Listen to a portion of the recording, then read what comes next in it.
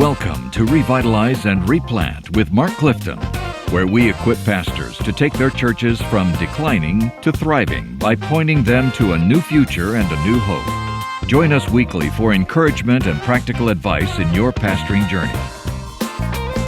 Well, we've been talking about issues that churches have to deal with, diseases that churches have to deal with, and we kind of got a little out of whack. We started backwards. We were really out of whack. If you listen to the previous podcast, man, God bless your heart. That was a hard one to listen to. You muscled through that 28 minutes of maybe not the best thing in podcast history. It was good. It was good stuff. But this one, we're going to make it up. Oh, yeah. Because we're doing Chuck Lawless's 10 diseases that might be afflicting your church. This is Revitalize and Replant with Mark Clifton. That's Mark Clifton right there. And that's Dan Hurst. And there's Kyle Bueermann sitting over there, who's basically producing and playing Candy Crush and adding to the scintillating talk. Well, because Halleck is on sabbatical. Halleck is on sabbatical. That's right. And when he comes back, boy, are we going to fix him. That's right. That's right. We'll have some really good programs lined up for him. Last week, we looked at the bottom 10 diseases that affect the church. Bottom 5. Mm-hmm. This week, we're going to look at the top 5. Right. Top 5 diseases that might affect your church. And hopefully come up with some ideas that you can do to... We're not just going to tell you what's wrong with your church. Yeah. We are going to tell you in 20 minutes how to fix it. All right. Shall we start with number 1? Why don't we start with number 1? All right. The first one, and this is from an article or a blog. Some thoughts. A blog. By Chuck Lawless. Yep. Yeah. And he said that here are the 10 diseases that he sees in unhealthy churches around the country. And this is the first one, community disconnect disease. Isn't that the truth? I love, I've known you for what, 112, 14 years? We've known each other all of our lives. Yeah. And so I've watched you in the churches as you've pastored, and you take this to heart. You make sure that your church connects with the community. I've watched you do that. When you were at Warnell Road, you guys got real involved with the community. You went to Linwood, you got real involved with the community.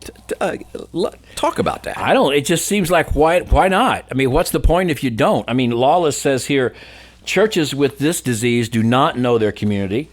Church members drive to church, they get out of their car, they go in the building, they do church, they get back in their car, and they drive home without ever taking note of what's going on around them in that community. And they might have a couple times a year, they might do a block party on the parking lot and then complain because nobody came to church the next Sunday from the block party. But if that church were to close, nobody other than the members would care. That's a problem. I mean, your church needs to become a part of the fabric of the community. Even people who never walk into the door of your church should know somehow or another, my neighborhood's better because people who love Jesus are here. Mm-hmm. And that church, those folks make a difference in people's lives. Look, if that's not happening, you're not being a disciple. I'm sorry. You're being a church member, but within walking distance of your church are people who are struggling with stage 4 cancer, people who are struggling with addiction to opioids, children who are in abusive situations, people who are trying to deal with Alzheimer's with a parent or with a spouse, people who financially have lost everything and are just worried about being evicted from their apartment. I could go on and on and on. That's happening all around us. And if we just drive into the church, have our meet, drive home, we can't do that anymore. And it's not a matter even of just once a month giving out clothes and giving out, that's fine. But how do you become part of the fabric of the community? You need to wake up every day and say, it's not about how many people are in our pews. It's about how big is our ministry footprint? How many lives have we interacted with this week that are better because somehow or another the people who love Jesus loved them this week? And you don't do that unless you know your community. And you don't know your community unless you spend time in your community. And I can't tell you how many times I sat with a pastor and, he doesn't know what to do. The church is in decline. It's been in decline for years. Well, tell me where you volunteer, pastor. I mean, these are full-time pastors, right? I mean, maybe their church is 100, 150 people and they're full-time. Tell me where you volunteer in the community. And they don't. They're not volunteer for Meals on Wheels. They're not volunteering to help with the ad hoc committee against crime. They're not engaged in their community. You know, when I was at Warnell, you mentioned it one time, I got really involved in the school system, in the Kansas City, Missouri school system. It's still a difficult place, and it was not accredited at that time, and the ball fields were terrible and weren't safe, and they were dangerous. And I went to all the ball games. I was the character coach for the football team at Southwest High School, and I was there one night, Hurst, and the field they had to put wrestling mats over some holes on the sidelines because they were such deep. And there's no way. I said, if kids were in suburban Kansas City, the parents would not let them play on a dangerous field like this.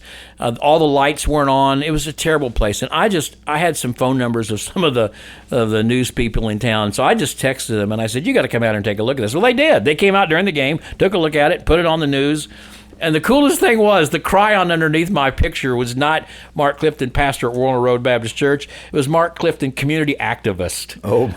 And I'm thinking, yes, that's what the pastor should be. Not in a negative way, but the one there to draw attention. These kids need a better place to play. It has nothing to do with my church. It has to do with I care about them. And why do I care about them? Because Jesus cares about them. All right. All right. You got me going. Oh, well, I'm glad. I'm done now. I'm glad. All right. All right. I can't say this word. What's the second one here? You're going to have to say the word. I can't say it either. What is it, Kyle? Say it for us. Methodological arthritis. Wow, that sounds painful. I got a doctorate just so I could pronounce this. Well, and you've done good. What it means is the church is stuck in doing it the same way all the time, and it's too painful to try anything else. We're stuck in our ways. We're not flexible. We can't move. So we're just stuck in our ways. And, you can sit down with the church and you can say, we really, really don't need to have 12 business meetings a year. Because we go through these business meetings and no one really comes and we just go through the motions, and maybe we could rethink the way we do church governance, and maybe we could streamline it and make it a little more effective. And they just can't do that because they've never done it like that before. They don't have any flexibility at all. I know all of us at our age got some arthritis, right? So you got like your knee, I got arthritis in my knee. I'm not flexible there anymore. I can't move quickly. I can't adjust like I used to. If a church, if it doesn't exercise itself, you will become arthritic where you can't move quickly. And then it gets even worse. It doesn't get better on its own. And I think this is and how do you keep that from happening? Man, keep them doing something. Even if it's an older church of just a bunch of older people, get them involved in some activity, some missions activity locally, something. Keep their mind and their heart active, thinking about what Christ is doing in their community and their neighborhood and their world. Again, we mentioned earlier through using cooperative program videos and IMB videos and NAM videos, and let them see the world's a bigger place. Get them involved in some kind of missions activities. Man, just work them out. Because if you just let them sit there, they will become stiff and immovable. Yeah, and they've got to exercise. They've got to exercise it on a regular basis. Number 3, I like this. The grass is greener syndrome. Yeah, that's the melody of leaders who are always looking for the next church leadership position. They establish no roots. Their current congregation is a stepping stone to the next place. I mean, that's pastors who say, I'm only here for a while. I'm not going to be here for very long. Or a youth minister or a music minister or whatever. Feeling like if I could just go someplace else, it would be so much better. And sometimes your congregants. And sometimes your congregants are the same way, right? Rather than say, look, this is where God has called me. This is what I'm supposed to be. And I'm not leaving, but it's so easy for us in our mind. And one of the ways we could look at it is what our friend Jared Wilson says. We got to love the church we have, not the church we wish we had. So that's another way of saying that I don't like where I'm at. But man, if I was at this church, or if I only had these kinds of people, or if I was in this kind of community, look, if you had that church with those kind of people in that kind of community, you'd have all kinds of problems you don't have here. Sure. I mean, it isn't ever greener on the other side. It's green to be where Christ wants you to be when He wants you to be. And this hits one of the key, one of the big 4 that we talk about in replanting: preach, pray, love, and stay. That's right. And this kills stay. That's right. And you mentioned this, like God can move you to another place. Yeah. But sometimes we confuse the Holy Spirit with the state convention's job board. Yeah. Right. Right. And so, Yeah, stick and around. sometimes if you want to leave just because you, this is easy for me to say because I'm not in your shoes, but if the reason that you want to leave is to escape the pain and the hurt and the conflict, think long and hard about that. The reason you leave a church is because the Lord has removed that burden from that church from you. Again, Paul said, I'd like to come and spend some time with you at Corinth, but I can't because a great door of opportunity is open and I have many adversaries. Adversaries are not a reason to leave a church. They're a reason to stay in a church. Well, but what if you have lost your passion for that church? Right. Is that a reason to leave? It's a reason, first of all, to ask, is there something spiritually wrong with me? Have I lost my passion for Jesus? And then secondly, yes, is there a time, even my dad didn't go to very many churches. I think he had 3, and he loved them all dearly. And he never left a church that he didn't love and cried and wept and, broke his heart because he loved those people. But he specifically would say to us as a family, my burden here has been lifted. I don't have a burden for this place that I did when I came. God has removed that from me. And so there was a sense in my dad's life where he felt like, man, every day the Lord's just given me a passion and a burden here. And all of a sudden, over time, that's been lifted. It's time for me to go somewhere else. Interesting. Yeah, he'd been there 10, 12, 15 years. So it may not be a negative thing. No, I don't think it's a negative thing. I think it's the Lord's ready to. He wants to bring somebody else in there. You were there for that season, and it's not, man, I can't wait to get away from these people. They're driving me nuts. Or, man, I wish I had a better church with a bigger house and more money. It's like, I've noticed I don't have the passion for this that I had. I think the Lord's asking me to go somewhere else and let somebody else come in here who has that passion. That's a whole other topic for another podcast. But well, that brings us to the 4th thing. Yes. And that is... I love this one. Professional wrestling sickness. No, or we should say wrestling. Wrestling. Lawless says this, I grew up watching professional wrestling. It was always a hero versus villain, right versus wrong, good versus evil, but it was all fake. The church with professional wrestling syndrome talks a good game, but it's all fake. Yeah. There's really nothing going on. Yeah. Every Sunday you come and you talk about the spiritual warfare and you talk about the spiritual battles and you talk about, but basically it's just all for show. There's really nothing happening down below, down in the heart, down in the passion. It's all just superficial. It's all just for show. We've all been in a church where we realize this is so thin. It's a veneer. There's nothing deep here, nothing real here, nothing life-changing here. I mean, people are here and there's something going on, and it might be even entertaining. Goodness, wrestling's entertaining, but it's not real. It's not authentic. And fake breeds fake. And look, there was a time maybe when baby boomers would put up with fake, because we just kind of grew up with it. But man, Gen X, Gen Z, millennials, they don't put up with fake. They can sense it in a minute. And if your church is not authentic and not real, if it looks like it's veneered and phony, man, they're going to walk away from it. Yeah, and they have, right, Kyle? Yes, and here's the good news. If you find yourself in this position, Revelation 2, the letter to the church in Ephesus, deals with this very thing. They looked alive. You have a reputation of being alive. There you go. But you're dead. That's great. So therefore, what? Repent. Yeah. And remember the works that you did at first. Oh, so man, that is so good. If you're in this position, you have the biblical pattern laid out in Revelation 2, 1 through 7. You look alive, but you're actually dead. Man, that's where we live as church replanters, isn't it? Yeah. Wow, that's powerful. All right, the last one. He says here, one of the last diseases your church may have is program nausea.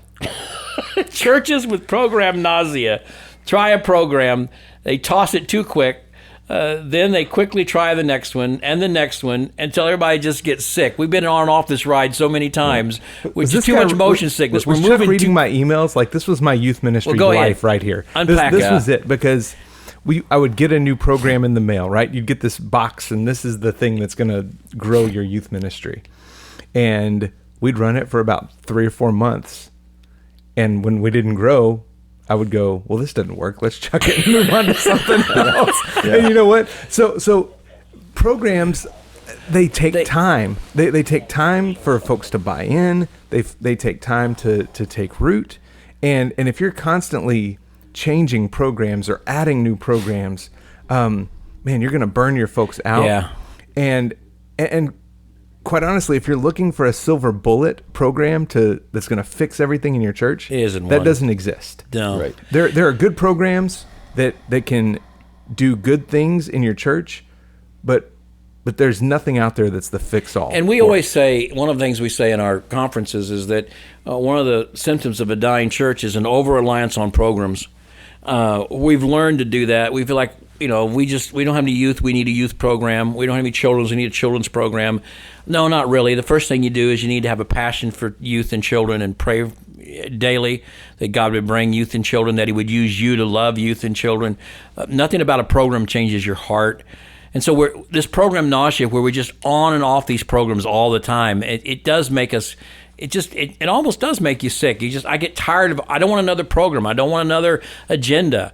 And pretty soon people quit listening to you, and no programs work at that point. Yeah. And I remember one of the things Henry Blackaby people would come to Henry and say, Henry, we've tried this, we've tried that, we've tried this conference, none of it works. And Henry would say, that's right, none of it does work. The only thing that works is what Jesus wants you to do.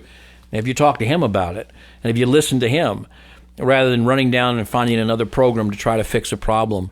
So, and there's something you need to understand is that your people are sick of programs. That's right. I was at a church where we had a new minister of education, and the decision was made, let's all go. We need to all be rowing in the same direction. The church needs to have a mission and a mission statement, and we all need to be going in the same direction, and that means that all of the Bible studies have to be going in the same direction. So they got this idea that every class would be studying the same thing every Sunday. Right. There are churches trying to do this even right now. Yep. But I went to this meeting, and this was presented, and they were all the staff was all excited. Church staff was really excited. This is what we're going to do. And after the meeting was over with, this one gentleman came over to the table where I was sitting, and he's been in the church. I don't know. He'd been in the church for decades.